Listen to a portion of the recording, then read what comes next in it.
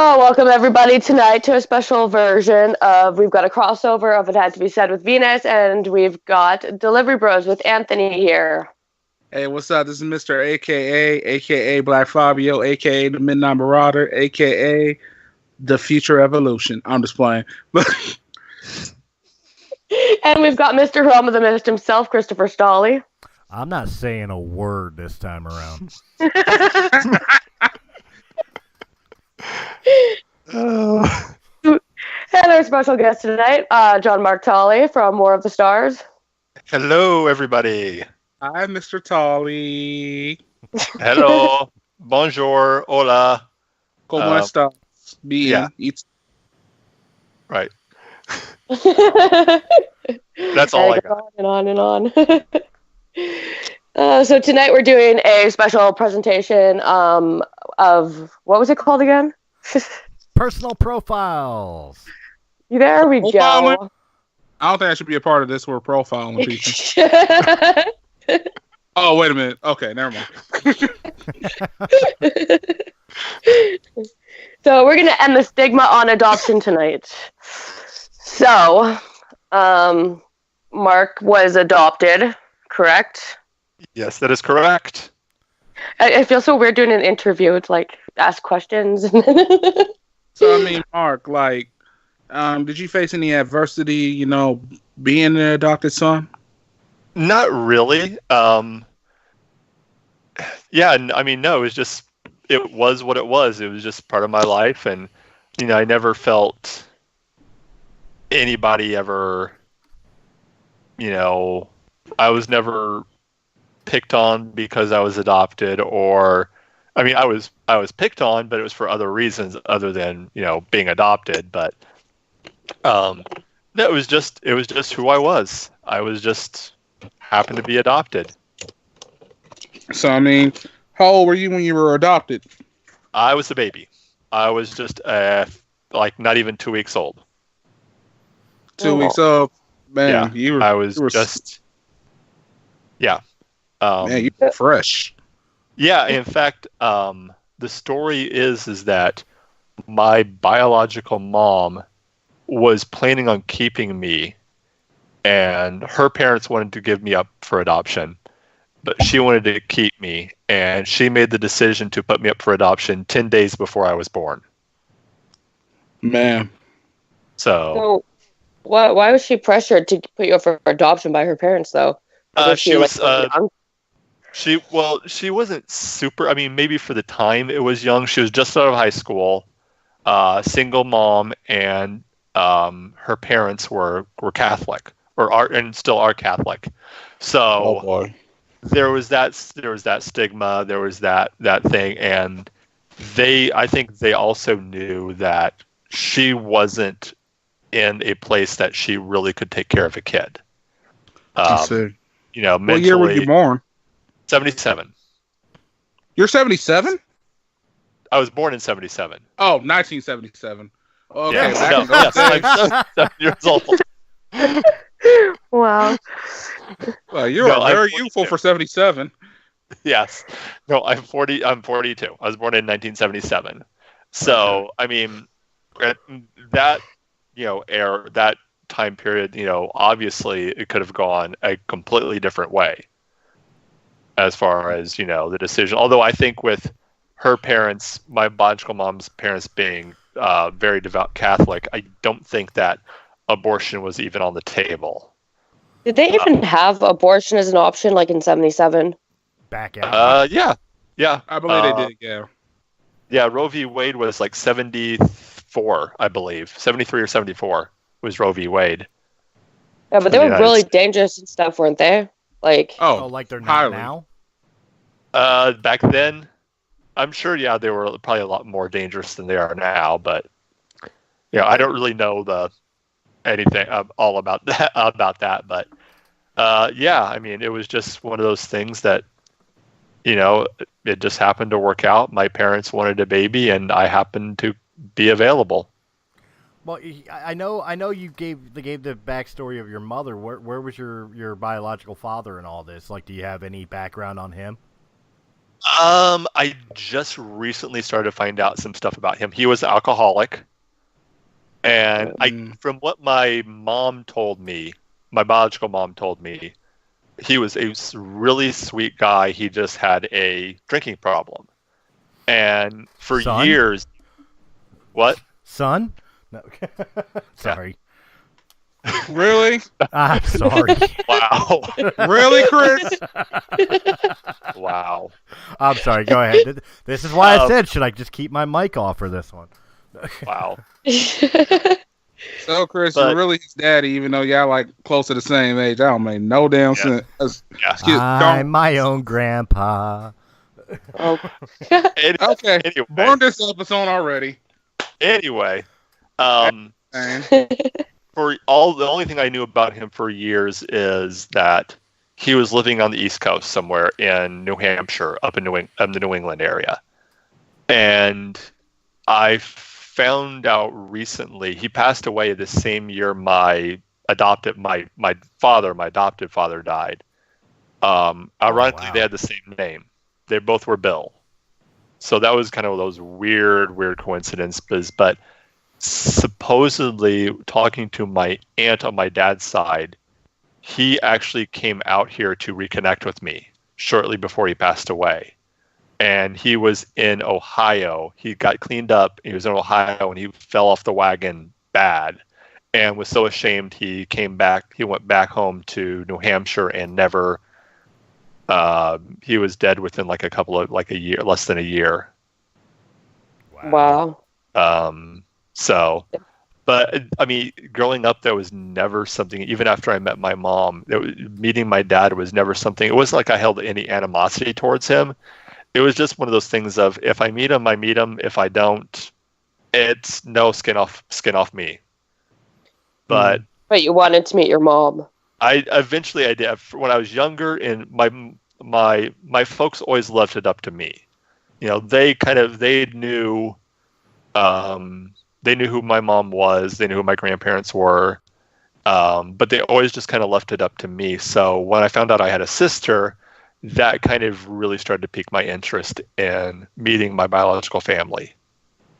No doubt. Yeah. Do you have a good relationship with your biological family, like your sister that you found out you have? Oh, yes. Oh, yeah, I have a great relationship with them. They're amazing. In fact, it's interesting how much I have in common with them as far as likes and interest and personality. It's so amazing how much I'm similar to my biological family. So, did your mom know your adoptive parents, or how did that happen? That your adoptive parents adopted you? It was interesting. Okay, so my adoption story is my mom, the mom who I call my mom, the one that raised me, was working for a psychiatrist at the time. And they've been wanting to have a baby for a while, and they couldn't. My dad, when he was younger, had mumps, and one of the side effects for mumps, if it drops down, is it can leave you sterile. Found out he wasn't exactly totally sterile, because when I was about 8 or 9, maybe 10, my mom had a miscarriage. So, and they've gone through several things where they thought they were getting a baby, and something happened in the end, and this psychiatrist heard about my Debbie, who's my biological mom, put us together. It wasn't through an adoption agency. It was just a private adoption, and that's how it kind of happened. And the thing that is interesting talking to my mom about it is that she thought, because they had to keep me in the hospital for a few extra days for something, I don't remember what it was. So my mom was thinking that this whole time that Debbie, my biological mom, was holding me, nursing me, putting me to bed, all this stuff, and was scared to death, because, and I don't know if you know this, but up until the time that the papers are officially signed, you go to court and you see the judge, and the judge says, okay, everything is okay, the biological mom can change her mind at any point during that process. Oh wow. So my mom so traumatizing. Yeah, my mom could have said at any time, you know what, I've changed my mind, I want my child. Even up to the point where I'm living with my mom. I'm there, she's feeding me, she's putting me to bed. I'm creating that bond. There's creating that bond there. Debbie could have said at any time, nope, I want her back. But this is talking to my biological mom. After I was born, the minute I was born, they took me away from her and put me in a nursery. And she didn't see me again until she was leaving the hospital. And then she got to hold me to carry me out to the person who was to take me to my parents for to send me home with them. So that was the only time she got to hold me as a baby. That's like, this sounds so heartbreaking. Yeah, I mean, it is, but it all worked out in the end. I mean, it was... Did she regret her decision? No. Not one. Talking with her, she does have one regret, because she sees how I grew up and the man I became, and she said, that's all because of who raised you. The man I became was because of who my parents were. And, she says that, she didn't know she could give me that type of a life. She specifically was very specific in the type of people that she wanted to raise me. So, and that went a long way in how I turned out. I don't think okay, I'm just going to butt in here. I don't think any mom at any point is ever ready for a baby. No. We find out we're pregnant and it's okay, now I've got to deal with the consequences, or I just get to totally toss it away, through abortion or something, because it's always the second option is abortion immediately. Yeah. And we're just never ready. I'm almost 30 years old and I'm about to have my third child, and I'm wow, I'm not even ready for this one. But yeah, I don't know. That just sounds terrible. I to have a baby and then be okay, I'm really not ready. That's a lot of responsibility right there. Whether you decide to keep a baby or put one up for adoption, but to put one up for adoption because it's a better life for a baby. Wow, that took a lot of balls. Yeah, and that's one thing that my parents always kind of instilled with me is they never vilified Debbie. They always made it out to be to say. In fact, I was talking to my mom earlier, and she said it was a sacrifice for her, and that's how they kind of bit is she was giving me up because she wanted to have me to have a better life. So she always kind of built it as this really beautiful thing, that she would do this because she knew that she couldn't give me the life that she wanted to give me and that she thought I deserved. But see, this kind of goes back to what we were talking about before air a little bit, and I'm not going to go into it because I know we said we weren't going to talk about it, but this is something that's really impressive to me, and it's been confirmed by Debbie, by your biological mother, that she had your welfare and best interest at heart, as opposed to her own. This wasn't a selfish act. This was a very selfless act to give you the better life and put you with a better family. Yeah. And that, God, it's so rare anymore, especially nowadays. But even back in '77, that was a rare thing that somebody thought about. Yeah. Like Venus said, I can't even imagine trying to give away my children. And I'm a guy. I mean, I didn't birth the child, but I'm so bonded to my children. I'm sitting here just trying to put myself in Debbie's shoes right now of watching my child go with another family. It's it would tear me apart. Yeah, and I mean, we've never really talked about how she felt afterwards, and that may be something next time we see her. I might talk to her about how, and even the fact that she made the decision just 10 days, she was all ready to keep me. and it was, she said she crawled into her parents' bed one night and told them that she'd made the decision that she's going to give me up for adoption. So it sounds like they have a good relationship too. They do. Like, for the most part. Yeah, they do. I won't go into the whole, a lot of the family, because my biological family is very scattered all over, so we don't get to see them a lot. Like, I see my parents and my grandpa. My grandma and grandpa are separated now, but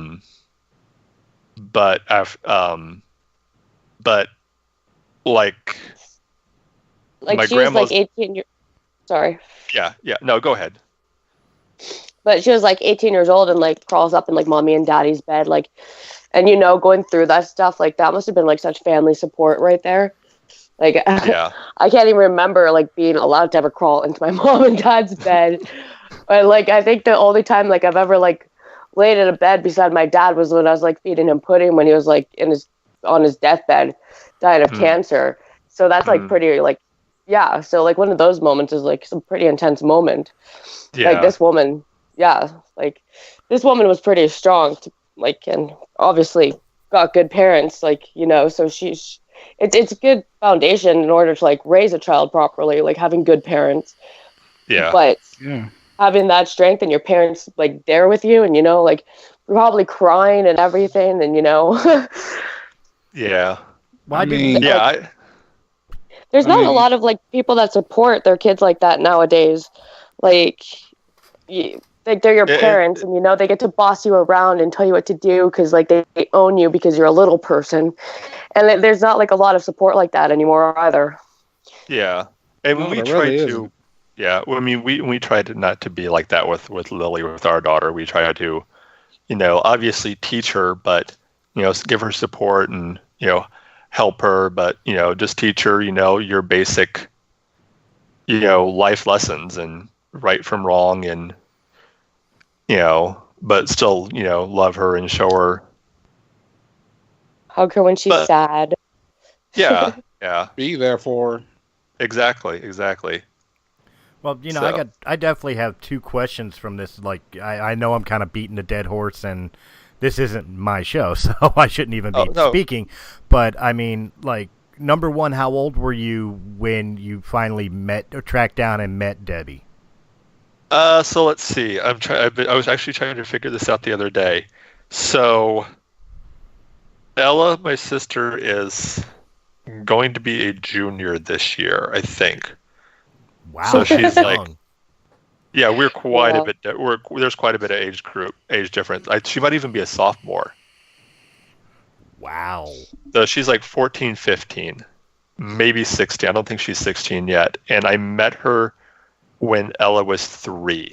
So it was like early 2000s. It was like 2002, 2003. Wow. So, yes, there's quite a bit of age. And my sister does have Down syndrome, which is another really interesting thing, is the fact that my biological mom, she went to college and was for special needs. Teacher for special needs kids, and it was just so ironic that she goes to school to help and work with special needs kids, and then she has a special needs kids of her own. Wow. So that was just one of those kind of weird, like cool little coincidences, I've always thought. But yeah, that's when I kind of started to get interested, and it was about 2002, 2003, and we went over there to their house. They lived toward my grandparents' house, my biological grandparents. They live in the same town that I live in, and it was me and my mom and my dad, and we just kind of met and had lunch over there. And I think the moment I really felt like I was part of the family was they invited me to my grandpa's 70th birthday, and the whole family was there. It was a surprise birthday.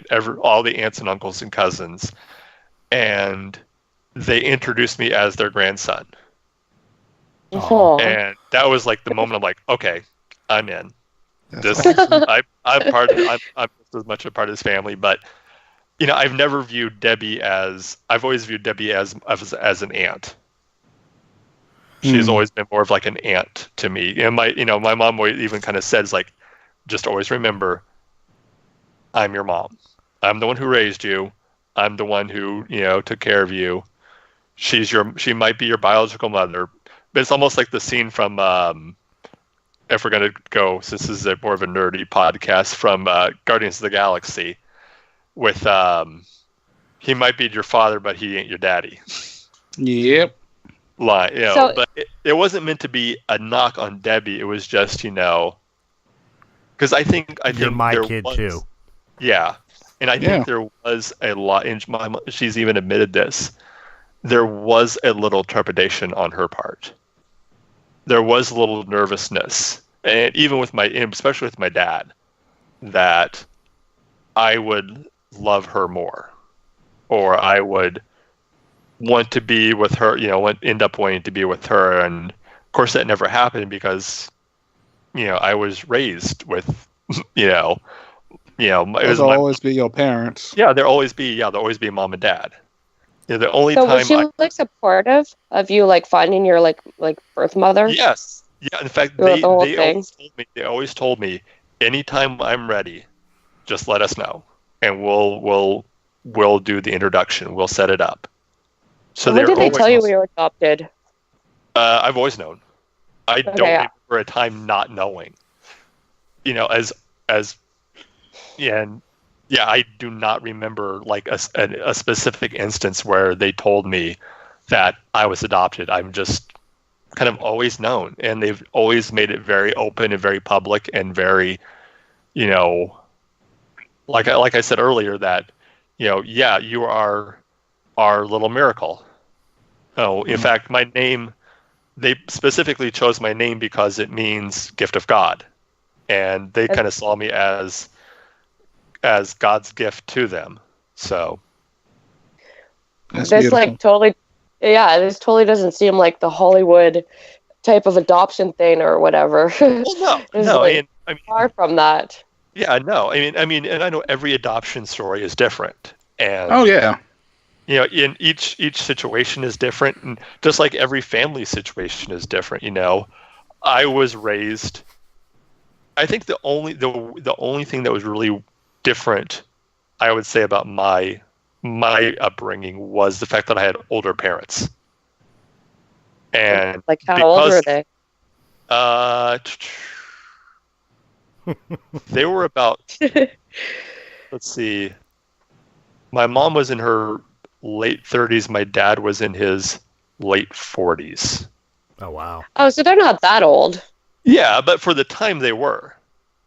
So that's very true. So the situation we had, especially when I got older, the situation you had would be like if we were like, I had neighborhood friends, but if they were like going to, like after church, they're going to someone's house. 9 times out of 10, the people that they were friends with that had kids, their kids were already either teenagers or already grown. So I learned quickly to, being an only child, I learned quickly to play by myself, to, kind of entertain myself. And if I was at someone's house, I also learned quickly to, at a young age, to be able to hold conversations with adults. And I had something similar to that growing up in the neighborhood I grew up in. I grew up in a older German Irish neighborhood where, I was pretty much one of the only children on the block. So same deal. Only child. You learn to play by yourself and entertain yourself. And when you're around other people, you've learned to hold adult conversations with people that were obviously older than you. So that's something I actually get. Yeah. I mean, guess like I said, sorry. Oh, I had neighborhood friends in the neighborhood, but it wasn't. It was small town, so everybody kind of knew everybody, and you always knew it was one of those things, growing up, and that you knew if you got in trouble by the time you got home, even if no one else knew about it, everyone was going to know about it. Because Mrs. Johnson would tell Mrs. Smith. Mrs. Smith would tell Mrs. Gallion, and Mrs. Gallion would tell your mom. That truth followed you home. It was there before you. Yes, exactly. Yeah, your parents already had your like discipline waiting for you, whatever that was, or your spanking ready for you. Or you walk in the door and the hand's already cranked. Okay, let's go. What is this for? Why are you doing this to me? Anthony, you've been awfully quiet in this. Anything you want to ask? Oh, so, I would say the one thing I want to know is, like, do you feel like sometimes, like, with the fact that you were adopted, and this is before you knew your mother and all that, do you feel like you had just, like, questions that felt unanswered before you kind of went into the process of, like, do you feel like you got to ask all the questions you wanted? I have. My biggest questions, ironically, kind of funny, were I've always been interested in like learning about different cultures, and like I always wanted to know where I was from. Not just like my immediate family, but like where my family culture history came from, and also for medical reasons too, and so. Learning about that, going through my family, my biological family is very big on their family history, and learning where they came from, and they have all kinds of. In fact, they have my biological mom's house. She has it's a ship manifest from the ship that my great grandfather came from Belgium over on. With the name of the ship, his name, where he came, the port he left at, where they docked at, and where he was headed, and how much money he had on him. So that was always kind of my wanting to know about my family, was where were they from, what were their interests, what kind of life did they lead, what that type of thing. Makes sense. And I feel like it was all. I feel like it all got answered for me. And that's understandable, and I think that's important, because I mean, everybody wants a relationship with their parents, even if like, 'cause I know a lot of people who have been adopted. Like, I got family members that are adopted. Even my grandfather, he was adopted by his grandmother, and that's what he calls his mom. Because like his biological mother was an alcoholic, and like there was a lot of traumatic things that happened for him. But like for instance, like his sister and brother are actually not his biological sisters and brothers, but I call them auntie and uncle. So it's just like, I mean, I feel like your story is. You're showing that there can be positivity in the adoption realm. Oh yeah, yes, definitely. Yeah, because sometimes there are cases where it's really, really, really positive, and there are some cases where it's just, oh my gosh, I can't believe you went through this.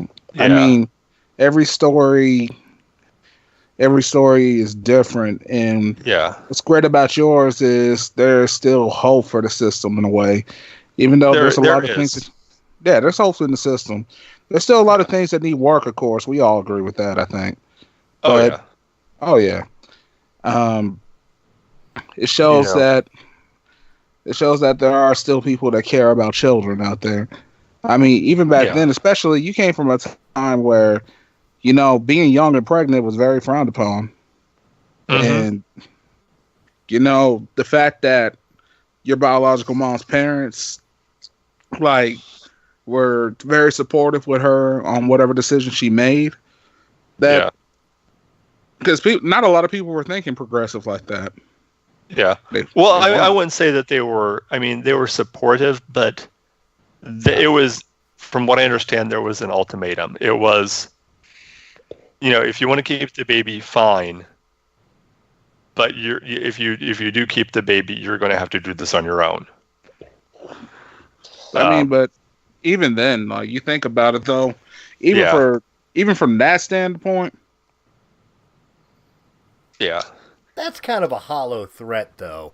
Let's be real. I mean, how many of us have made that that threat, or how many parents have made that threat to their daughters, their teenage daughters, when they have a boyfriend or something like that, and you know they're sexually active, and it's like if you get pregnant, you're on your own. You know damn right well. You know, as parents, we would never abandon our children in time of need, especially when it comes to children.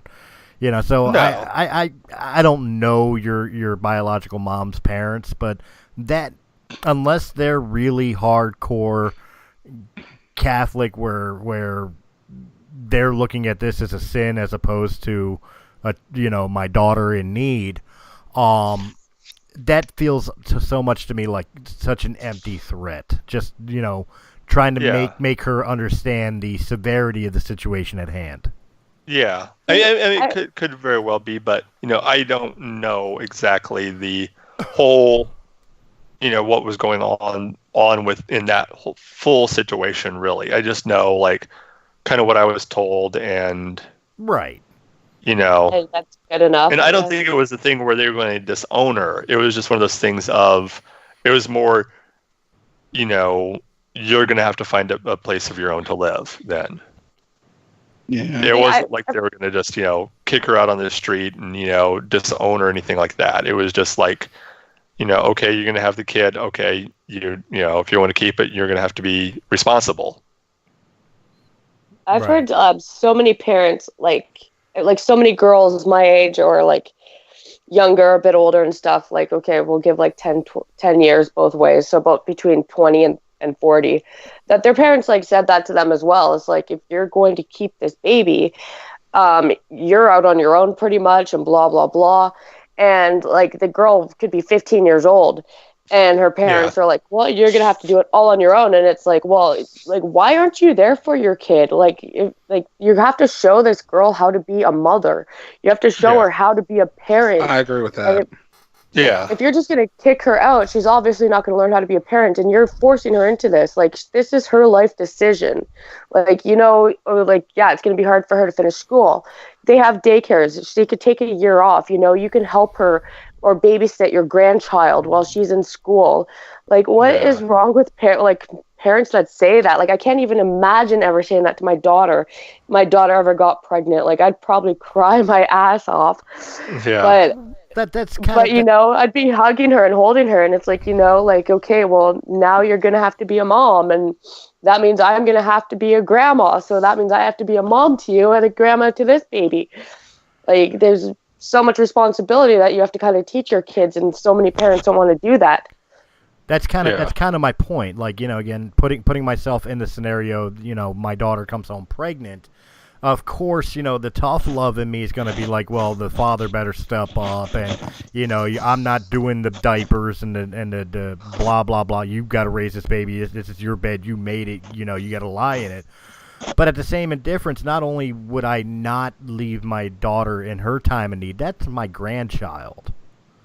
What kind of a piece of shit piece of crap do I have to be to ignore the needs of my own grandchild, regardless of the circumstances that this child came into the world? Yeah. Like, the baby didn't ask for it. Like, I think when I became a parent, like, I wasn't ready. Like, I was 18 when I got pregnant. Like, my parents weren't there for me. It was extremely hard.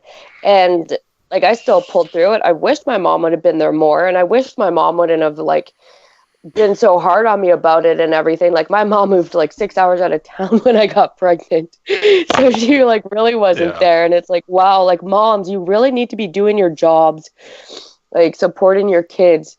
Like, abortion and stuff is not the only option. Like, there's things you can do. Like, we make sacrifices for our children. So this girl's gonna have to grow up and make sacrifices for her children, but she's gonna learn it from you. Yeah. Like, you're you gotta teach model. You got to teach your kids how to fish. Yeah. I mean, regardless of what everybody else feels, this is between you, your child, and your grandson. Yeah. And when it comes down to it, I think it's important, and this is something that I feel like the older generation has slipped on, is teaching a lot of these young kids that are having children at a very young age, give them some game on how to raise this child.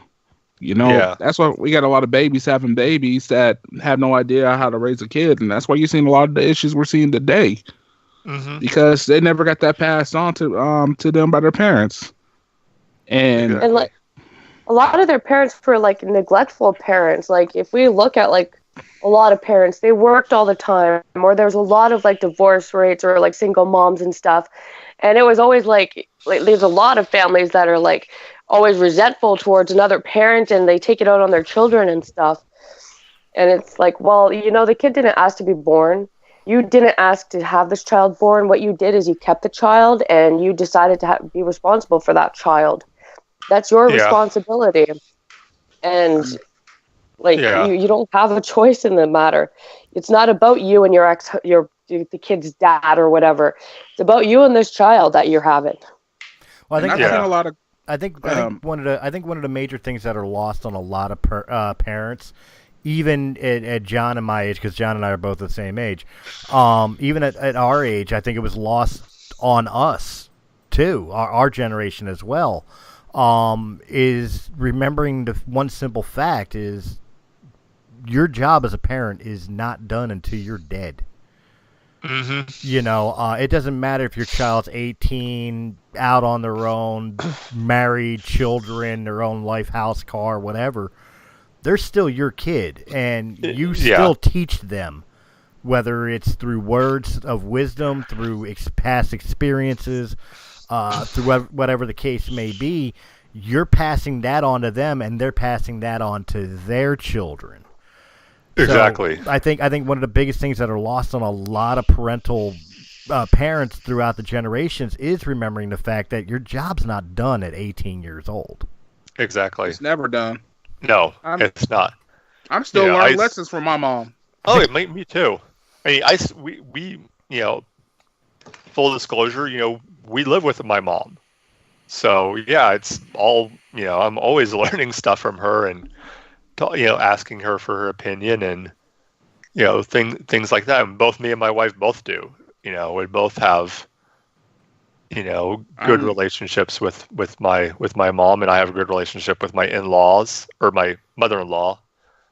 So, I mean, I agree, and, with having a daughter now, it's,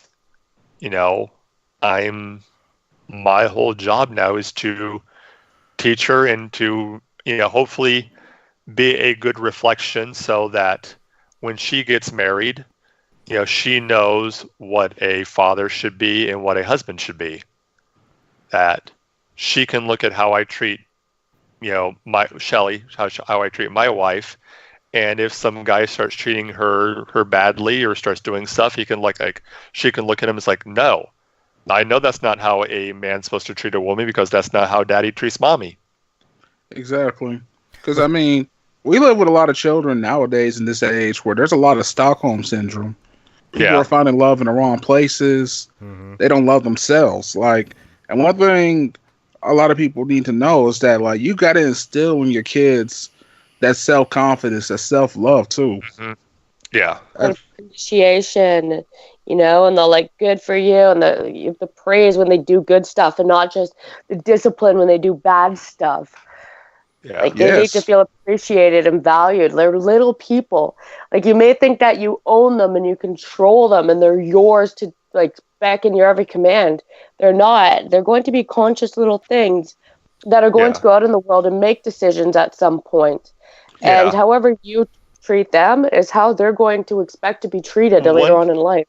One thing we've been doing, and this is one of the things that why I haven't been able to be on a lot of the Tuesday shows, is we've been doing this study with another young couple, and it's about raising kids. And one of the things they talked about at the beginning of it was with discipline is always giving a reason why, not just to tell your kid, don't do this, but to say, this is why we don't do this. So they gave an example of, and obviously when you're real little, you can't do that. they gave an example of a little girl walking through a garden and she picks a flower. And the mom says, Cindy, don't pick that flower. Mom, you'll have to spank your hand. And as she gets older, then the explanation is given, no, Cindy, don't pick the flower. Then the explanation is given, if every little boy and girl came through the park and picked flowers, there'd be no flowers for the other people to look at. So I always feel like, and that's one thing we always try to do with our daughter we've been trying to do with our daughter is not just tell her no, but to say, if we do tell her no, say, this is the reason why we say we don't want you to do this, Like don't run in front of a car. You're going to be a pancake if you do. Yeah. Well, her job is to pick up the dog's toys and to pick up her toys before she goes to bed. And we tell her we do that because in the Tolly household, we help each other. And by picking up your toys, you're helping us. You're helping, and mommy and daddy won't have to worry about tripping over something and hurting themselves. So, I used to say that to my kids too. Like, they're like, why do I have to pick up my stuff? Or like, why do I have to sweep up the floor? Not like a big chore, but after dinner when there's like some food on the floor, because food gets on the floor, they have to sweep it up. And obviously they're not going to do the greatest job of doing it, but they get like most of it. And, there's some dirt left, but no big deal, right? And they're like, well, why do we have to clean? And it's like, well, because if you don't help me clean and like do these little things, then I have to do it. And if I have to do it, then I get less time to spend with you because it has to get done because we can't live with food on the floor. And if I don't get more time with you, well, then how do you feel?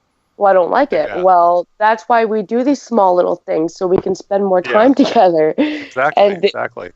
Well, see, and then on top of that, like, you got to realize, like, if one thing that's really needs to be instilled in kids these days is responsibility and understand our consequences. Oh, yeah. Things. Responsibility and I think respect. I think that is one thing that is very... I mean, I work at a large department store here in America, a large retail store here in America, and I just see it I go in the break room and I see it all the time. I see just disrespect for the people that are around them. I see they're talking on their phones on speakerphone at full volume with no respect for the privacy or not caring if the people around them want to hear the conversation. Mm-hmm. And it just ticks me off so much because it's like I just want to take their phone and just smash it against the wall and say, just stop it. Or they're watching a video and they they don't have headphones on. They're just have the phone out and they're just watching it at full volume and F-bombs are dropping everywhere and I'm just like, there's just no respect anymore. I agree, and it goes back to the parents. I mean, unfortunately, it goes. It's the parents. It's the parents' job to instill that respect, and that respect in children. See, I think it's like a point that you need to like respect your children. Like if they are going to get in trouble, and it's like did you do this? No, I didn't do it. Well, no, I know you did it. Okay, so you need to step up and you need to say yes, I did it. And once you step up and say, yes, I did it, well, then I'll take the moment and you can explain to me why you did it. Because like kids are careless, right? They don't think about the consequences of what they're doing. So if they have to sit there and like explain, like I did it because this would happen or something, and it didn't work out that way. It's like, well, honey, next time try it like this, or ask mommy for help, or this or that. And like most of the time, like kids don't even deserve to be like punished for half the things they get punished for because it is just a careless thing that happens. So you really have to make them like be responsible and talk about what happened. Yeah. But see, there are times like I'll give an example like with my children, if they lie to me or they do something that I blatantly told them over and over again not to do. Then they wind up getting put into the corner, and of course that's a whole debacle, whining, crying, till they finally get in the corner. But the punishment isn't over just because they're in the corner. The punishment doesn't resolve until I let them out of the corner, I bring them back to me, and I make them tell me why did I have to do that? Why did I put you in the corner? Yeah. And they describe to me what they did wrong.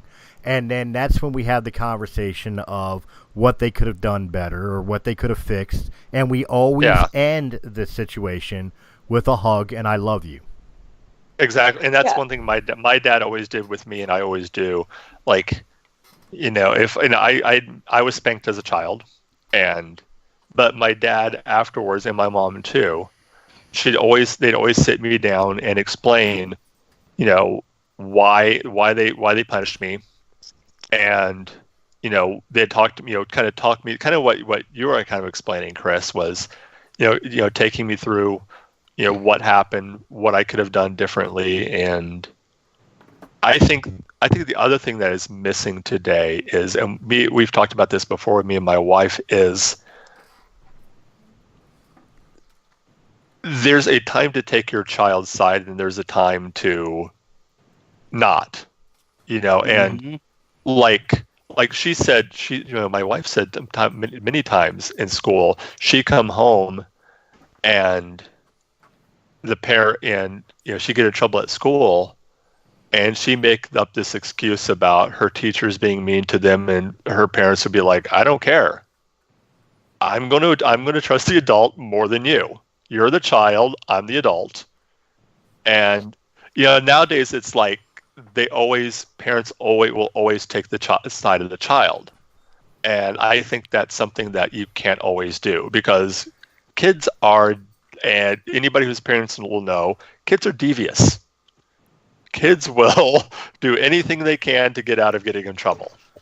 They will. That's the absolute truth. Is of course you're going to believe your offspring, and there's going to be blinders in it because you want to believe your child's the best child in the world. We all think our children are the best children in the world, but sometimes you just have to accept the reality that your little hellion raised a little hell, and there's going to be consequences for that. Yeah, And one thing me and my wife did, even before we had our first child, when we were first married, was we said that when we have a kid, we have to be united front. We cannot be divided. We cannot let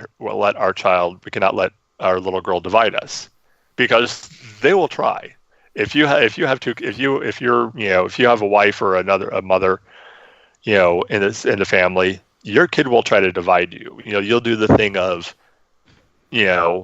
I'll give the punishment and then she'll go behind my back and try and weasel out of it with mom. So we made the decision that whoever gives the punishment, that is the punishment that sticks. Try making that happen with a divorced family. I understand.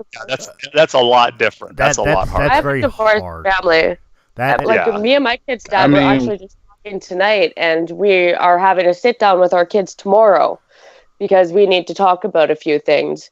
And I just sit down with him first, and I'm like, "Look, you cannot get mad. You have to do that." I had to prep him for a conversation tomorrow between our kids. And I'm like, "Look, they don't want to talk to you. You get too angry. You yell at them. You can't do that. They're sensitive. They're children. They have emotions. They need to be heard." And I find it works out pretty well. But I mean, I'm kind of like more like the crazy bit. Well. ex-wife or whatever, but he's got somewhat of respect for me to listen when it comes to our kids, and he still cries me about their problems and everything. But I don't personally like the guy very much, to be honest, but I mean, we still work together when it comes towards our kids. See, which a lot of parents don't. See, that's something I do worry about. I try to have a united front with my ex-wife, and most of the people here on this panel, they know my history of my ex-wife. We've had conversations, and if you listen to any past podcasts, you know how much I blast and pick on my ex-wife continuously. But when my children are misbehaved in her presence and she tells me they're grounded, that grounding carries over to when I have them. I hope she does the same on the opposite end of the coin. But I try to have a united front, but it's very hard. And one of the things, I was sitting here kind of chuckling when you were mentioning about the united front part, about they will try to divide you. I'm sitting there thinking to myself, I tell them no, and they go to mommy and say, "Well, Daddy said it was okay." Yeah. You know what I mean? Yeah. It was like one of the first things that went through my head. Like, can I have a cookie? No. So they go to Mom. Mom, can I have a cookie? Well, what did Dad said? He said it's okay.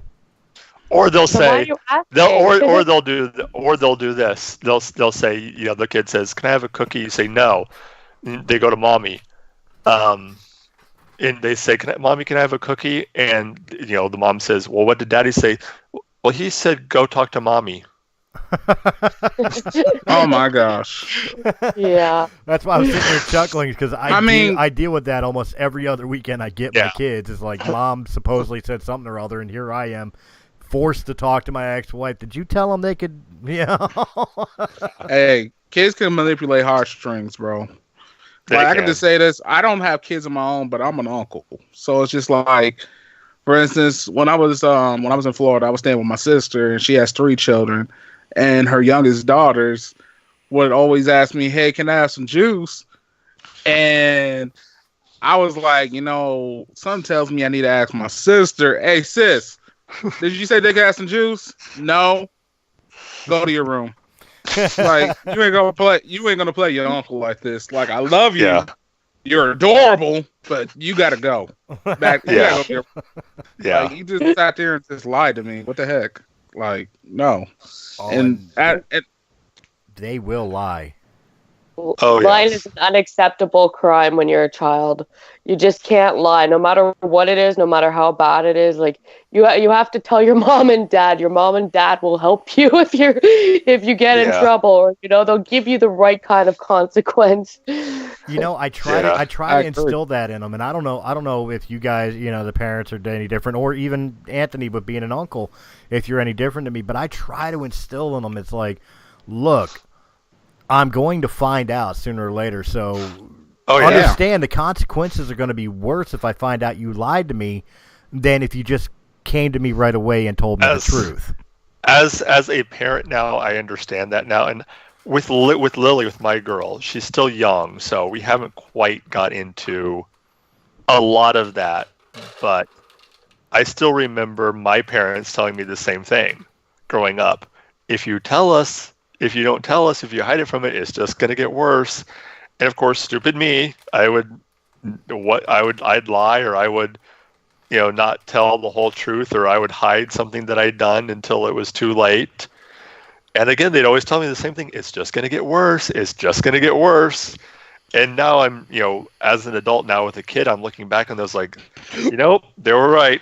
They were absolutely right. I mean, when it comes down to it, one thing we got to instill in our children is integrity, and respect. Oh, yeah. I mean, if they don't have no integrity, they're not going to get far in life. Yeah. They're going to end up with a reputation they don't want because they never were instilled that, okay, you don't got to do hook or crook just to get somewhere in life. Yeah. You're rewarded for when you do good things for good people. It's not always going to be like that, but at the same time, it shows more of a positive light on yourself, because my mom always said this: you want to be a person to celebrate when you walk into a room, not a person that's like, oh my God, why is he here? Yeah. Yeah, I'm like one of those parents that you guys are probably going to be like, oh no, how dare you do that now. But see, I've always told my children, there's appropriate times for everything. And, hitting and stuff is like a big no-no. And especially at school and everything. I honestly had to tell my kids, like, straight up, because there was this kid that would, like, push my son on the ground and kick him in the stomach. And I had to tell them straight up, because the teachers were not paying attention, and this was in daycare, and they were on their phones and stuff, and I taught them paying attention to kids and just on their phones. So my son would get kicked so hard, he'd be standing there like, bleh, like almost puking. So I had to tell my kids specifically, like, look, if someone's going to be hit, like my daughter's older than my son. So I'm like, if someone's going to be hitting your brother, I'm like, by all means, throat punch him. One good hit, that's it. Lay him out, and you help your brother. And she's like, well, I'll get in trouble. I'm like, you're not going to get in trouble for helping out your brother and protecting your brother. The same goes for your brother. If he helps you or something, you guys are not going to be getting in trouble. I'm like, but you get one good hit, and that's it. So you better make it worth it, because after that is fighting. My mother always told me, yo, like, look, don't you go out there picking fights and getting into trouble. But if somebody's gonna try you, you make sure you start you finish what they started. It's like either that or I'm gonna kick your ass when you get home.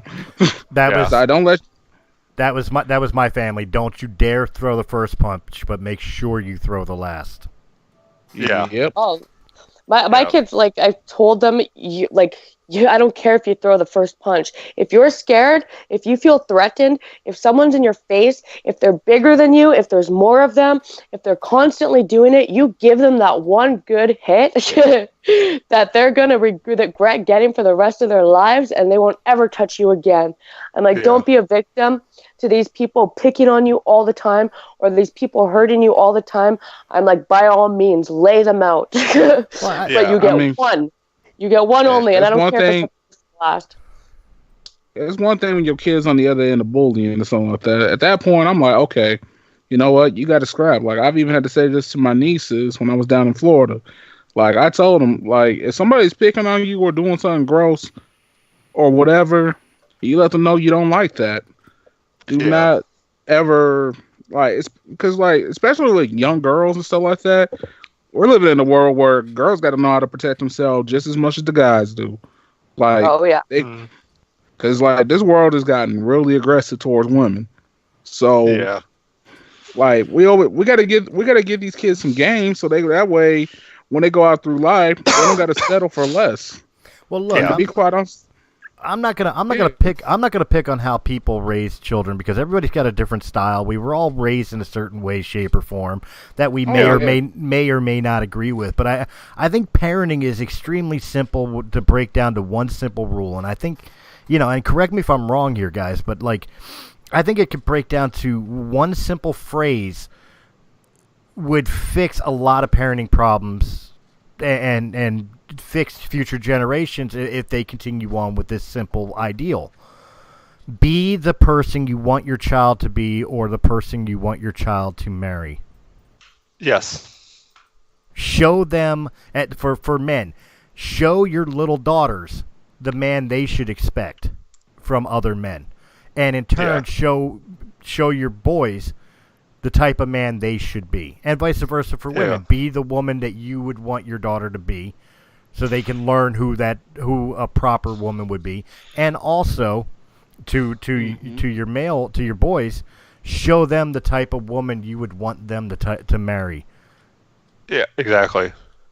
I think if we all had that mentality and we instilled that in our children, it would snowball down where a lot of the problems we hear about in the news and a lot of the issues that we talk about on It Had to Be Said or Delivery Brothers or Realm of the Myth podcast, we would run out of things to talk about because things would start correcting themselves. We think about how we would want to be treated in that situation or the type of people we would want in our lives, and then we instill that into our children and they pass that to their children. But it almost seems ridiculously simple. And I didn't need a book from Dr. Spock or, a switch from behind the woodshed to get it. Yeah. Exactly. I tell my kids, the golden rule, treat others how you expect to be treated. And how you treat people is how they're going to treat you. If you are nice to them and they're not nice back to you, well, then forget them. You showed them the respect that they deserve, and if they can't reciprocate that, then they don't deserve your respect. If someone wants to be mean to you, you be nice to them. If someone's going to walk all over you, you stand up to them. And you know what? You show them, this is how I want to be treated. Mm-hmm. And you just don't take crap from people. You don't let people walk all over you, but you show them all the niceness and respect in the world. And if they want to be, not return that, then by all means, you could be as savage as you want, pretty much. Yeah. But you don't let people treat you bad, but you give them that, hi, nice to see you, blah, blah, blah. My name's this. And, you always keep yourself composed. But the second they cross the line is, you don't have to keep that respect up. You don't have to be, nice to someone who's not nice to you. If someone steals if you go to share your toy with someone and they go steal it from you, well, then they don't deserve your toy. Yeah, you're bringing up a very good point. It's one of those lies that we were all brought up with growing up. Is that people have to earn respect? I don't agree with that statement at all. I think I think everybody earns disrespect, but by default, we should all respect each other until given reason not to. Yeah. I agree. I think that's the I major agree with difference in this world. Instead of making people earn my respect, you just automatically have it until you have a reason for me not to respect you. Too. Exactly.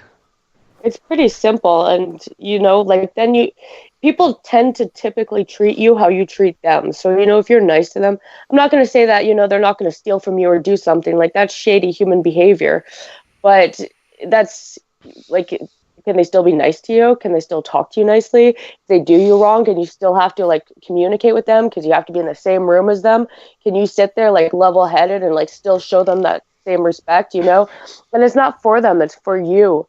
Because you look respectful, and people can know that they robbed you or they kicked your dog or something, but it's going to reflect on you how you react. Like you could do whatever you want back to them. Okay, I'm not going to put limitations on what you could do to someone if they kick your dog, but when you have to deal with them again later on in life, you still have to show them respect because it's your self-respect that's going to reflect on you. Yeah, I agree. But you look like the bigger person.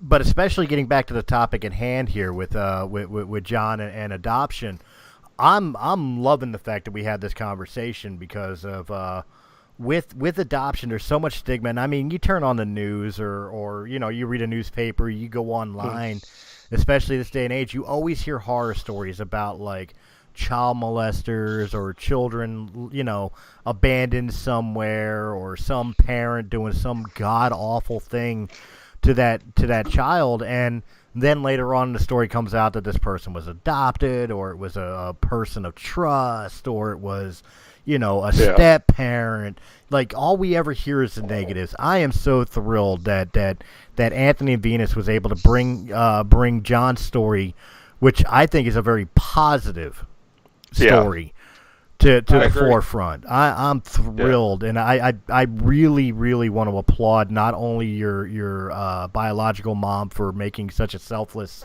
decision for your well-being, but also really, really applaud your adoptive parents for the life they gave you and how open they were to you having a relationship with your biological family. That's something I can't praise that enough. Yeah. Well, thank you. I appreciate that. Doubt.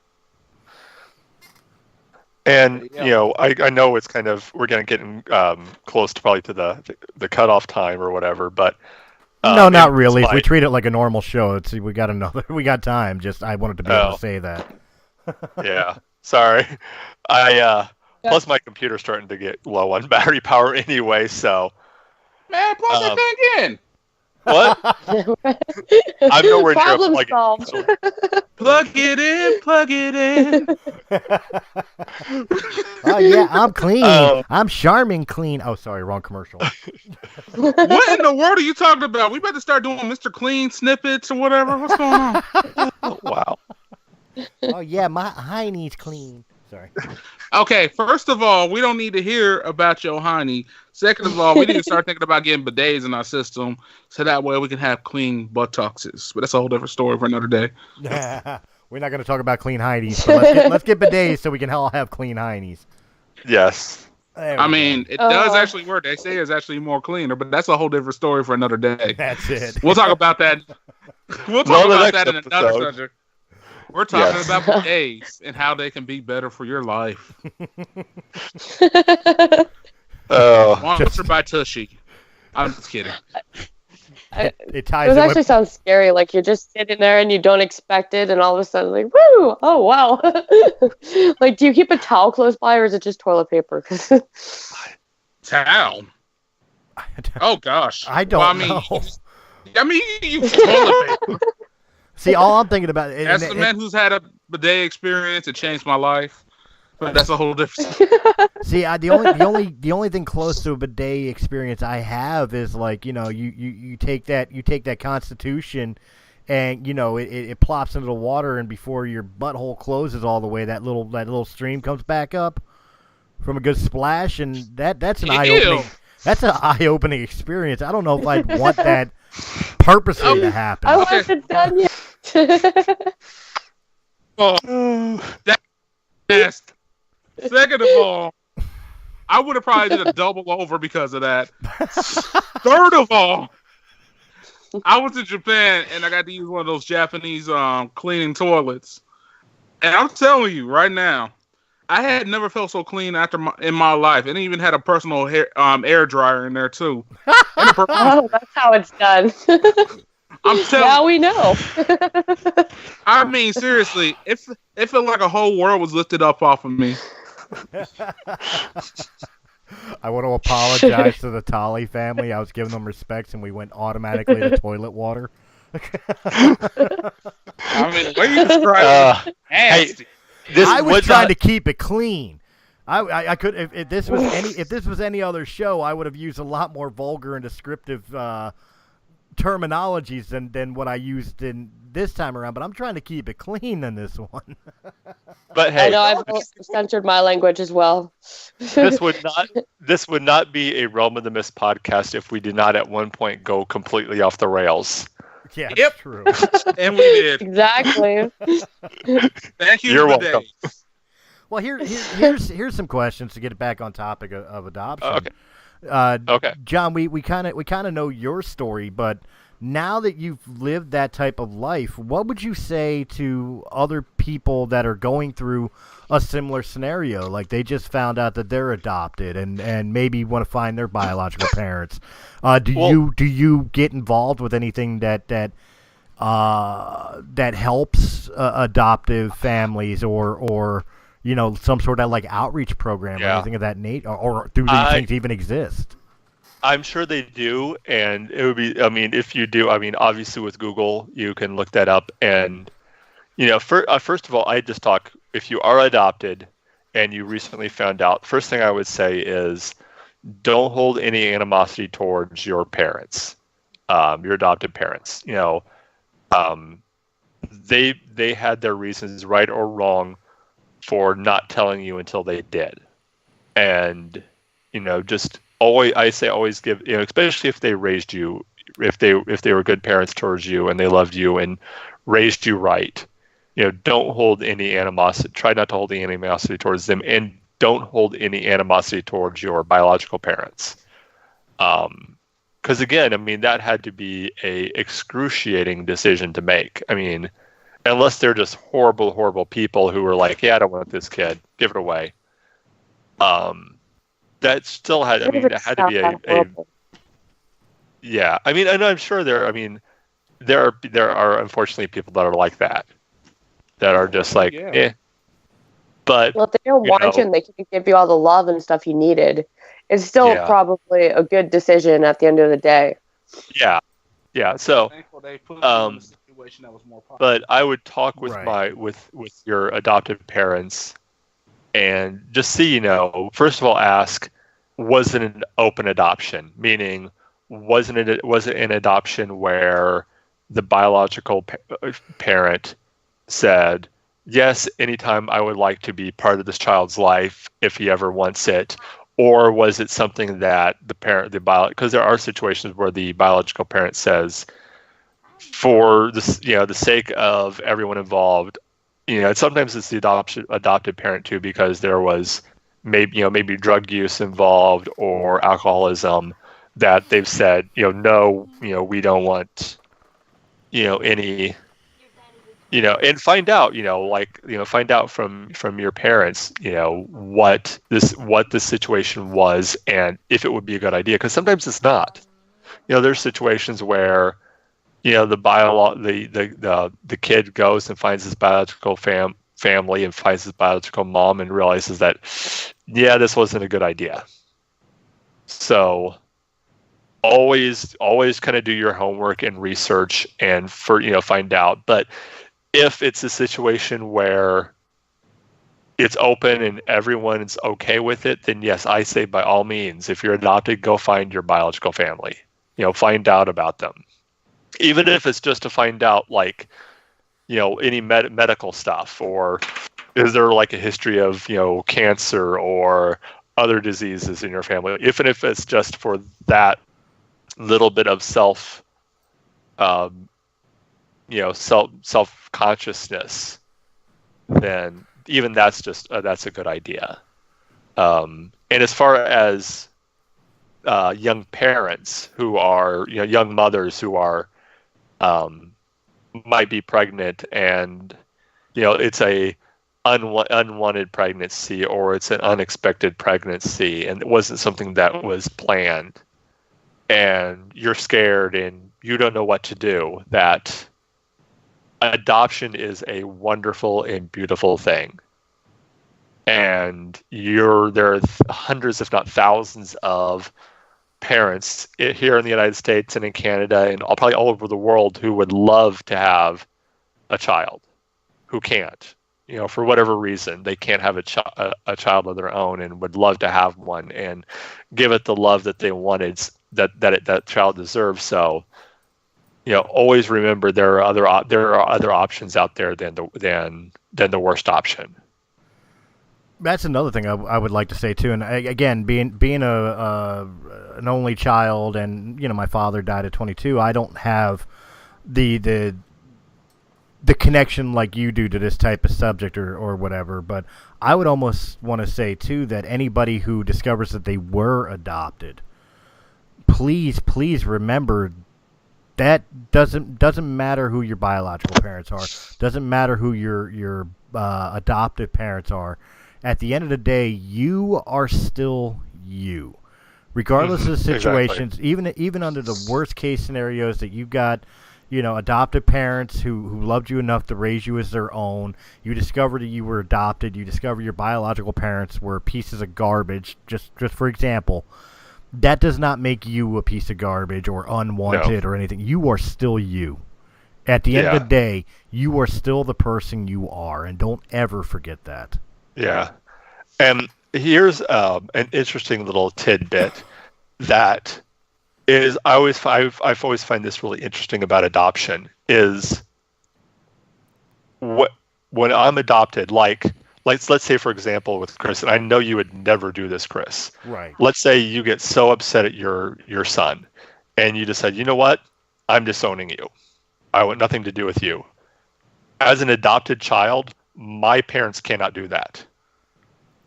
My parents can never disown me. It is against the law here in the United States for them to disown me. They could never disown me. So they're stuck with me. So see that? You already have an advantage I don't have. Yeah. But and it's literally a choice. I mean, they chose me. They, out of all the kids, I happen to be the one that they chose. So there's that kind of thing too. And I always think I always grew up thinking it was kind of cool that I was adopted. It was always kind of like, hey, this is kind of cool. I'm unique. I was unique. I was the only adopted child in my neighborhood and usually in my school. So that was always kind of a cool thing. I always thought that was kind of a neat and unique little thing that made me a little bit different, a little bit, kind of cool. Special. There's the term. Well, that's something else I would want to say too. Is that any parent? Sorry, go ahead. You gonna say something, Venus?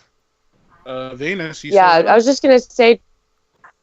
Just a quick note for any mom who's scared or whatever, even young moms, older moms. We're never ready for babies. So, you don't if you want to make it work, you'll make it work. Yeah. Most of us were unemployed when we started having babies, we all had to most of us started off on welfare or something just to support our kids. We made it work. You're not alone in the world. Oh yeah. There's lots of moms out there who did it. You'll be fine. If not, a baby is not the most terrible thing that could ever happen to you. Oh no. Or a decision you'll have to make about later on to keep your baby or whatever. It's minor. It's a part of life, and you know what? As scary as it may seem, it's rewarding. It's worth it. There's hard days. Just find some supportive type of moms who can be there for you. Yeah. With our daughter groups. Oh. Yeah. Absolutely. There's support groups. There's all types of information out there. If you need to reach out to somebody, maybe it isn't your family. Maybe you need somebody that's an extension. Thankfully, in the age we live in, there's always some program or something you can reach out to. Yeah. You were never alone on that. As far as Venus saying, never, no one's ever ready. Our child was planned. I mean, we wanted to have a baby. We were trying for a baby, and when that baby finally comes, you realize like, oh, and we just had to make the decision because we kept waiting, thinking, okay, we're gonna wait till we're financially secure. We're gonna wait till we're financially secure. We finally realized we're never gonna be financially secure. Oh no, you're not. And that was something I was gonna say. To piggyback off of Venus.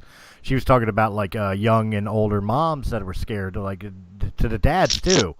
Guys, let's be honest and real here. I know it's kind of until you are actually the father. I know it's a scary situation. It's kind of a detached form that this change is coming and you have no control and everything else, and that is the scariest feeling in the world. But I'm telling you, ride the wave. The only way you're a bad parent, the only way you're a bad father is by not being a father. Exactly. And as a dad, and I'm sure Chris, you can attest to this. I thought being married and being a husband was the hardest job I ever had. Being a dad has been the hardest, but yet most fulfilling job I've ever done. I would not trade it for the world. Oh, I've stated that. Again, I'm a former pro wrestler. I've served in the military. I'm a former musician. I run a company of 8 podcasts? Yeah. And all of it pale in comparison to the greatest job I've ever had, and that's being a dad. Yeah. That's beautiful. Yeah. When I grow up one of these days, maybe I'll be a daddy. When I grow up. What? Wait, grow up? I'm 40. What is this grow up word you speak of? See, that's one of the greatest things about having kids is you don't have to grow up. You get to sit there and play Tea Party with your daughter and G.I. Joe with your son. And exactly. It's an excuse not to grow up. Have lightsaber battles with your daughter while she's wearing a princess dress. Yeah. One day when I do become a father, I'm actually open to the thought of having children. I used to be like, I don't want kids. But to be quite honest, like just from the experience of being an uncle, I would not mind, having a child with a good woman if I could find her one day. So because I want to be able to give the kid the things I didn't have. I didn't have my father in my life. It was all my mother. Single parent, worked 3 jobs, went to college, got us a house to rest our head in, to call our own. Come from the background I came from, I will never want my child to struggle like we did. Yeah, and I think that's what every parent wants their child to be better off, to have a better life than they had. Unfortunately, I think guys, that's really what. Just to let you know, unfortunately, Venus was having internet issues, and unfortunately, we are losing her in this for the rest of this podcast. Just to let everybody know, I will. Oh no, I'm still here. Oh, you're still here. If it cuts out again, yeah, it cuts out. I had like a minute straight of not hearing anything, but if it does that again, I'm just gonna drop out. Okay. If it cuts on her again, when we do the outros, I'll make sure everybody knows about where they can find you, how to contact you. Our typical outro. All right. Yeah. Okay. But with that, I actually had to step out. Anthony Anthem has some Anthem business to attend to. Because of, I'm the quality of greatness. He's gonna go to quality test a bidet. You must know, I don't have a bidet yet, but I am buying a bidet system soon. It's easy to do in 1, 2, 3. I'm telling you, that's gonna be our next sponsor for Realm of the Mist. Yeah, right. That's gonna be our first official sponsor. Speak that into the universe, shoot. Well, I'm serious, guys. It will change your life. You'll never want to leave the toilet again. Well, then I can never get one because, as my girl will tell you, I'd never leave the toilet to begin with. So that's what I'm saying. You're gonna end up living there. You're gonna eat your breakfast there. You're gonna you're gonna be sitting there eating a bowl of cereal Easy in, easy out. Oh my God! You'd be like, dang, you know what? I think I'm gonna go sit on the bidet. Babe, we're supposed to have a romantic dinner. You know what? We'll put a mini table in here. You can sit across from me. We can look each other in the eyes. Oh my God! Side by side bidets with a TV tray. For his and hers. Oh my God! No. So put your PlayStation in there. You can do podcasts in there, get a good sound, because some people record in the bathroom anyway. Oh my God! Candlelit dinner with your pants around your ankles. Hey, that's the best way to be. At least you're in your comfort zone. Anthony, since you're skipping out on us here, why don't you go ahead and tell everybody where they can find you? Okay, for me, Mr. AKA Anthony Anthem, you can find me on social media of all platforms under Anthony Anthem Williams. You can also find me via Delivery Bros 816 on Instagram and on Twitter. You can also find me on Delivery Bros KC on Facebook if you want to take a good look. Well, with that, Anthony Anthem is out. I appreciate you guys. I love you guys. Thank you very much, Robert the Miss. And shout out to my future baby mamas. And I'm out of here. Baby mamas. Hey, we love you too, Yeah, I sweetheart. caught that. Later, man. Thanks, guys. I love you. Bye. Later. Bye. So yeah, the other thing I wanted to bring up before we went back into the bidets was what I was going to say to the parents besides the fathers, to the parents that are contemplating, the parents to be the ones that want to become adopters. Mm-hmm. I can't think of a more nobler cause to have in the world, but make sure you do your research and make sure it's something that you desperately want. Because we're not talking about like adopting a puppy or kitten. As Venus has pointed out on numerous occasions, children are not property. You don't own them and command them. You raise them and teach them. It is a major difference. So make sure this is something that you are mentally equipped to do. As you heard from biological parents, you're never financially ready. You're never really even emotionally ready for a child. You just learn as you go. But make sure that this is something that you are ready to dedicate your life to. Exactly. Because if you are, there is nothing greater on this planet you could do. Exactly. I want an army of children still. I want countless numbers of children. And, like, why? Because people are probably sitting there and, like, you're crazy. But honestly, I just find there's so many kids in the world that just don't get loved. Like, their moms don't hug them enough or anything. And, you know, they never really feel wanted or anything like that. And I love kids. I want a whole bunch of them, and I want to love them and hug them and tuck them into bed at night and, you know, make them breakfast and pack them with their little lunches to go to school. John, tell me I'm not the only one while she was saying I want to love them and hug them and that kiss them and name them George. You had of mice and men in your head too, didn't you? Yes, I tell that to Lily all the time. I tell that to Lily all the time. George with a J for a girl, and George with a GE for a boy, and and then a Georgie. I always tell Lily all the time, like, I'm gonna love you and hug you and kiss you and name you George, and she'll go, I know George. I go, okay, George, but my name not George. Then what's your name, George? And it's like, my name's Lily. Great. Okay, okay, George. Whatever you say, George. I always mess with my daughter about being my second son, and I'm a girl. Like, it's always it's hilarious. Daddy, I'm a girl. I know you're a girl, but you're still my second son. Like, oh, so they have this like country. I just thought of this. They're like this country song called "Daddy's Girl." My dad used to play it like all the time. You guys should check it out later. It's like probably the most annoying thing because it's got the bong, bong, bong, bong, like older country style. But yeah, there's like, another my one. dad used to play it for me a lot, and I loved it. Well, we're talking about people stepping up and being parents, basically, whether it's adoption or step parents or anything of that nature. And you mentioned a country song. There's a good one.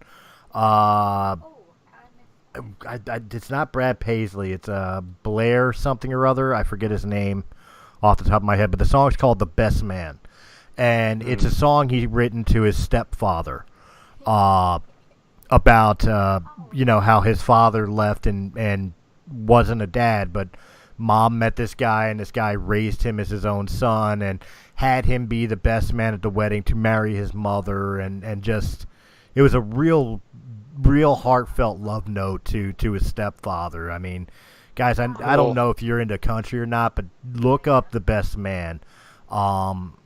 It's definitely one to hear. Mm. And fitting to this conversation. Yeah.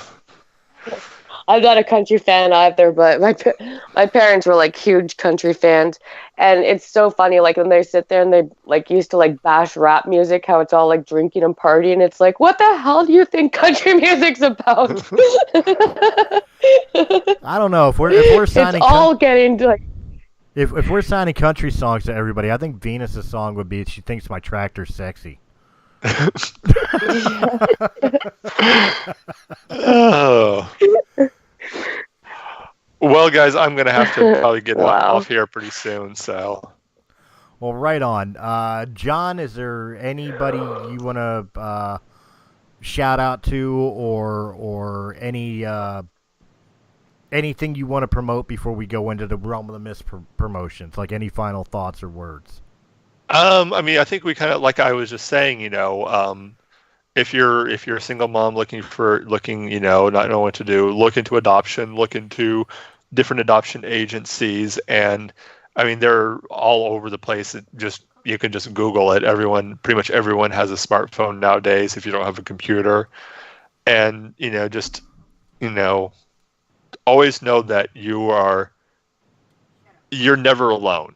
Even if you think you are, you're never alone, and there are people out there who will help you through this. And if you want to, go through it, if you're looking to adopt, again,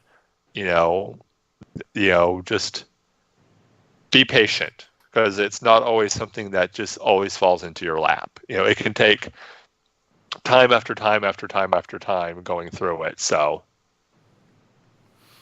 Absolutely. And why don't you go ahead and tell them what they got in store for them for War of the Stars this coming Wednesday, and where they can find you. Well, this Wednesday is probably going to be a shorter episode. I'm not sure what we're going to be how much we're actually going to be fun to talk about when we talk about Luke Skywalker. So, yeah, probably what you're thinking, a 15-minute show. Yeah, right. Yeah. But no, we're going to be talking about the, as I said on on the Facebook post and on my Instagram post, the last of the Jedi Knights, Luke Skywalker, this Wednesday on War of the Stars. You can find me, as always, on most social media platforms under Facebook under John Mark Tolly, under Mark Tolly, I should say.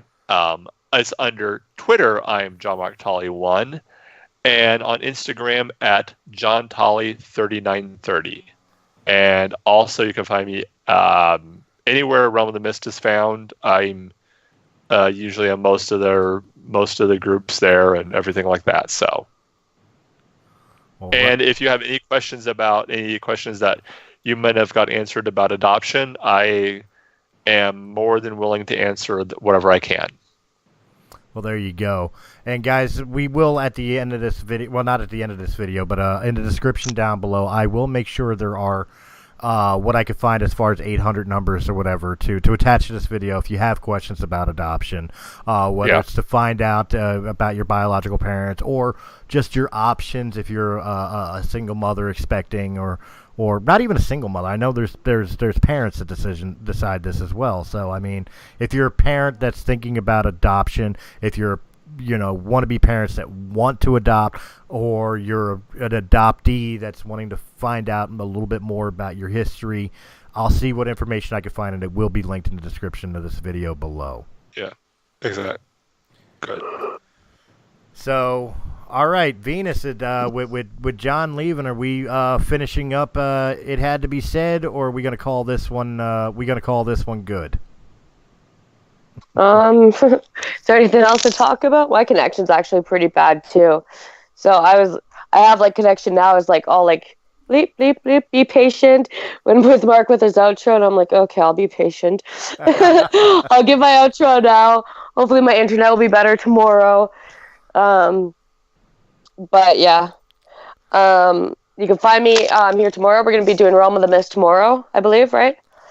Still to be determined. I haven't decided if I'm going to do it or just let it have a week off. Give us all a night off. Okay. And then you can find me back here Thursday for the Tinfoil Hat Society. We're talking about the EMFs or EMPs? EMPs, 5G, stuff like that, electromagnetic stuff. And well, I'll be back next Tuesday for It Had to Be Said with Venus. You can find me on Facebook as Venus Chan or Solar Nova. You can find my fan page too as Realm of the Mist presents It Had to Be Said with Venus, or on Instagram as Venus Uncensored, or email at venusuncensored@gmail.com. All right, guys, you can find me wherever Realm of the Mist can be heard, whether it's on podcast channels like iTunes, Spotify, Anchor.fm, or right here on YouTube. Make sure you hit the like, share, comment, and subscribe, because we'd love to hear from you. We'd love to be able to present more brain farting. What are these called? More podcasts to you. So you can hit that notification bell, so that way you'll be notified whenever new material goes up, which goes up daily. And of course, guys, thank you very, very much for hanging out with us. I hope you enjoyed this. Without you guys, there is no us, and we appreciate you in every which way from Sunday. I want to thank you very much. I want to thank our host, Anthony Anthem and Venus Chan, for taking us on a little journey through the world of adoptions and modern-day parenting. Let's call it what it is. And guys, we look forward to giving you another personal profile very soon. Who knows who it could be? It could be one of us next. Till then, have a good night, guys. We'll put everyone on this. Everyone's going to go on the hot seat. Eventually, every one of us will be telling our own personal stories in some way, shape, or form. So, but for now, I think this is the right one to start with. So, all right, guys. Definitely. Have yourself a good week. Good night. Why didn't the Three Little Pigs go in for some kind of flat share scheme? Does Jesus get to choose which wine he turns it into? Why don't sinners have the body strength to climb out of a swimming pool? And does everybody really want to be a cat? I'm Will Baker. And I'm Alex Prescott. And if you're the type of person that overthinks these deep philosophical questions, then Filling the Brink is the podcast for you. From Disney characters to song lyrics, debate to galactic cat, tune in every week for your Dallas analysis. All topic suggestions are welcome. If you can think it, you can overthink it. Think to the Brink on all podcast platforms. Hey everyone, this is John Tolly, inviting you to check out War Stars, a Star Wars podcast. Each week, my co-host Chris Stolle discuss the news and theories surrounding one of the largest movie franchises in the world. Every Wednesday at 8 Eastern, out of the galaxy far, far away, right here on Anchor and wherever fine podcasts are.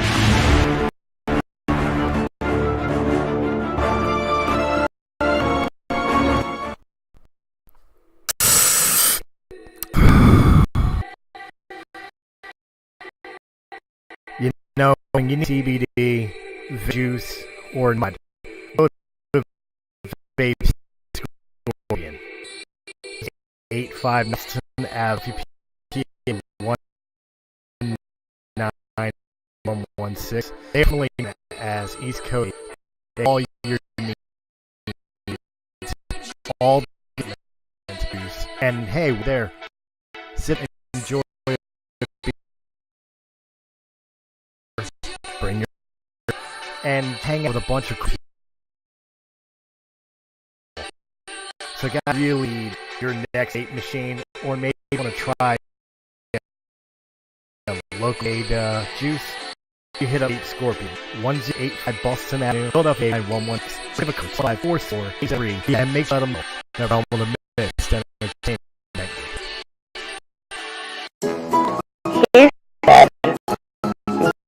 that she said, how dare you do that? That's what someone said it. It had to be said. Cancel like David PM Eastern. Trigger anytime. Guest host weekly content. Trigger warning. I'm here to tell you about. I talk all the things from music, books, many other elements, politics, just general humor. And if you're looking for that, is right up your alley. Look for Home of the Mist, Anchor.fm, or where fine podcasts can be heard. Hi, this is Dave from the Comic Collection at 83 Bustleton Pike in Feasterville, Pennsylvania. Our phone number is 215-357-3332. We are right next to Northeast Philadelphia. We have action figures, gaming, statues, albums, and CDs, graphic novels, other knickknacks, and, of course, comics. Established in 1985, we are your go-to store. Come by and say hello, and say that the guys from Radiocast FM Radio sent you. The address again is 83 Bustleton Pike, Feasterville, Pennsylvania, or call 215-357-3332.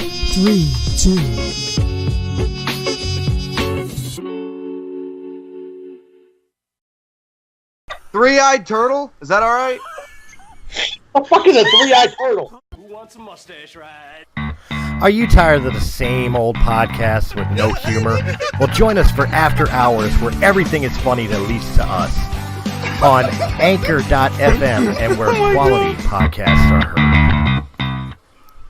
How the fuck did we get on this? I don't know. Fucking FCC started this shit. It's their fucking fault.